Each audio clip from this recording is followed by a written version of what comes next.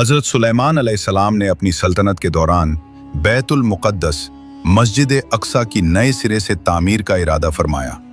इस अजीम काम के लिए आपने हज़ारों जिन्नातों को काम पर लगाया, क्योंकि वे इंसानों के मुकाबले ज़्यादा ताकतवर और भारी पत्थर उठाने की सलाहियत रखते थे। जब मस्जिद की तामीर का काम अपने आखिरी मरहले में था, तब हज़रत सुलेमान अलैहिस्सलाम को अपनी वफ़ात का वक्त नज़दीक महसूस हुआ। आपको ये फिक्र हुई कि अगर जिन्नातों को मेरी मौत का इल्म हो गया तो वे काम छोड़कर भाग जाएंगे और बैतुल मुक़द्दस की तामीर अधूरी रह जाएगी, क्योंकि उस ज़माने में जिन्नात ये दावा करते थे कि वे गैब का इल्म रखते हैं। आपने अल्लाह से दुआ फरमाई कि आपकी मौत को उन जिन्नातों से छुपा लिया जाए, ताकि उनका ये झूठा दावा भी गलत साबित हो जाए। रमज़ानुल मुबारक का ही वो दौर था जब हज़रत सुलेमान अलैहिस्सलाम अपनी मखसूस इबादतगाह मेहराब में दाखिल हुए।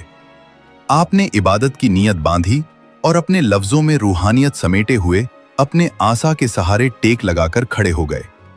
इसी हालत में अल्लाह के हुक्म से मलकुल मौत के फरिश्ते ने आपकी रूह कब्ज़ कर ली। लेकिन अल्लाह की कुदरत देखिए कि रूह निकलने के बाद भी आपका जिस्म मुबारक उसी लाठी के सहारे अपनी जगह पर जमा रहा। नीचे मैदान में हजारों जिन्नात काम में मसरूफ थे और ऊपर खिड़की से उन्हें ऐसा महसूस होता कि हजरत सुलेमान अलैहिस्सलाम खड़े होकर उन्हें देख रहे हैं।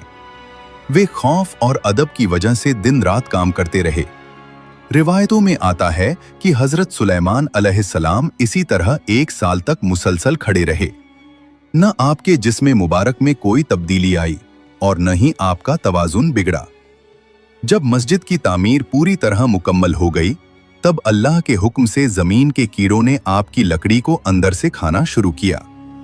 जब लाठी अंदर से खोखली हो गई और वो बोझ न उठा सकी, तब वो टूट गई और हजरत सुलेमान अलैहिस्सलाम का मुबारक जिस्म जमीन पर तशरीफ ले आया।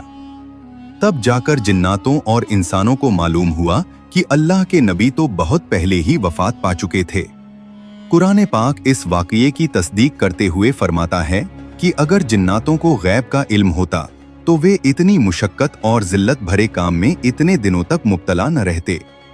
हजरत सुलेमान अलैहिस्सलाम का ये वाक़या हमें सिखाता है कि मौत हर जानदार को आनी है, चाहे वो कितनी ही बड़ी सल्तनत का मालिक क्यों न हो।